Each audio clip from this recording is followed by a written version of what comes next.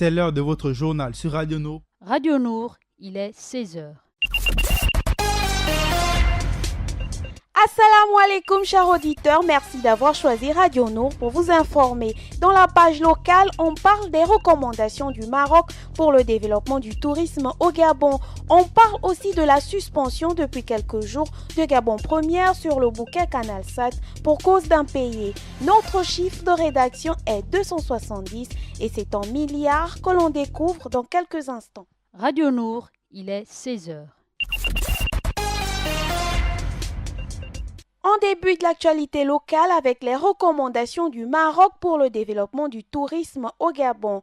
Les récents échanges entre l'agence gabonaise du tourisme Agatour et l'ambassadeur du Maroc au Gabon ont permis aux deux parties de mesurer l'ampleur du secteur d'activité. Ainsi, alors que le Maroc est l'une des principales destinations touristiques dans le monde, l'ambassadeur du Royaume marocain au Gabon a tenu à faire quelques recommandations aux autorités gabonaises pour développer le tourisme dans notre pays. L'autre information de cette page locale, c'est la suspension de Gabon Première sur Canal Sat pour cause d'impayé. La première chaîne de télévision gabonaise était indisponible sur le bouquet Canal depuis plusieurs jours pour cause d'impayé. Des impayés cumulés plus de 3 ans, l'ardoise s'élèverait à près de 225 millions de francs CFA et c'est seulement hier que tout est rentré dans l'ordre. Et on termine avec le chiffre de notre rédaction, 270 milliards correspond à la contribution et investissement de Gabon Télécom pendant près de 10 ans dans notre pays. Opérateur économique historique de notre pays depuis 2001 de l'Office des postes et télécommunications, Gabon Télécom est devenu un acteur majeur de l'économie gabonaise. Ouvrons à présent la page musulmane avec ce énième rassemblement contre le 5e mandat d'Abdelaziz Bouteflika. On évoque aussi ce projet de centrale nucléaire en Arabie Saoudite et on termine avec cette belle mosquée du plateau, l'un des plus beaux édifices de Côte d'Ivoire.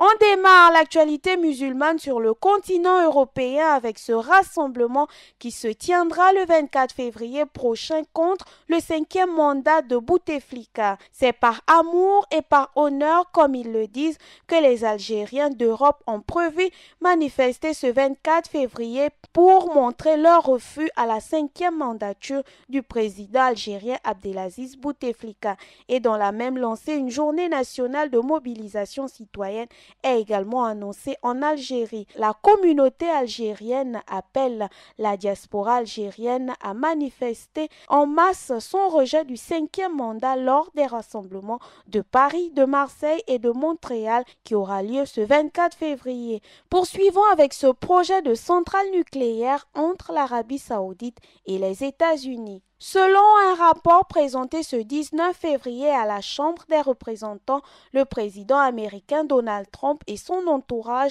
auraient participé à la vente d'une technologie nucléaire sensible à l'Arabie Saoudite. Et on ferme cette page musulmane avec la grande mosquée du Plateau en Côte d'Ivoire. La mosquée du Plateau est l'un des édifices religieux les plus importants et les plus modernes de Côte d'Ivoire. Sa capacité d'accueil est d'environ 9500 places. Elle est dotée d'un minaret long de 65 mètres. Grâce à son emplacement, à sa capacité d'accueil, cette mosquée est un complexe islamique qui contribue au rayonnement de l'islam en Côte d'Ivoire et dans la sous-région de l'Afrique de l'Ouest. Accueillons à présent Ida Ibinga pour la page internationale. Assalamu alaikum Ida. Assalamu alaikum Adiza, voici les titres de notre page internationale. Le forum de Bamako au Mali, l'immigration au cœur des rencontres. Élections au Nigeria, un pays entre attentes et désillusions à la veille du vote. En France, Édouard Philippe a attendu au Mali pour rappeler le soutien de la France. Et enfin, la Grèce se lance dans les hydrocarbures. Nous ouvrons cette page internationale avec les travaux de la 19e édition du Forum de Bamako qui ont commencé ce jeudi 21 février 2019, inauguré par le Premier ministre malien, des intellectuels, des hommes de culture, des universitaires et des responsables de ONG d'Afrique et d'Europe qui échangeront pendant 3 jours autour du thème, je cite, « Immigration de points dynamique entre l'Europe et l'Afrique, opportunités ou menaces ».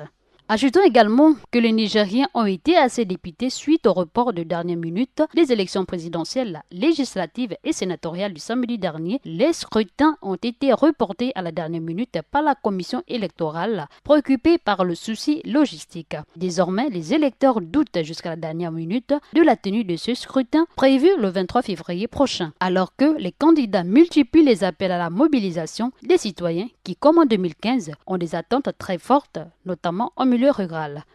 Ajoutons également que le Premier ministre français arrive ce vendredi 22 février 2019 au Mali. Il va passer 2 jours sur place, 6 ans après le lancement de l'intervention militaire française contre les djihadistes dans le nord du Mali. Il vient rappeler le soutien de Paris à Bamako, un soutien économique et pas seulement militaire. L'actualité, c'est aussi en Grèce où plusieurs centaines de personnes ont manifesté à Athènes jeudi dernier alors que le gouvernement se lance dans le développement du secteur des hydrocarbures. Le français Total, associé aux Américains ExxonMobil, au grec Help et à la filiale EDF Edison, est en position d'obtenir 3 blocs en mer. Fermons cette page internationale avec l'info de plus. Les Bambaras sont les plus nombreux avec 36,5% de la population globale, devant les Peuls avec 13,9%. Le Bambara est une langue mandée et l'une des 13 langues nationales du Mali. Merci Adiza, c'est ainsi que prend fin notre page internationale.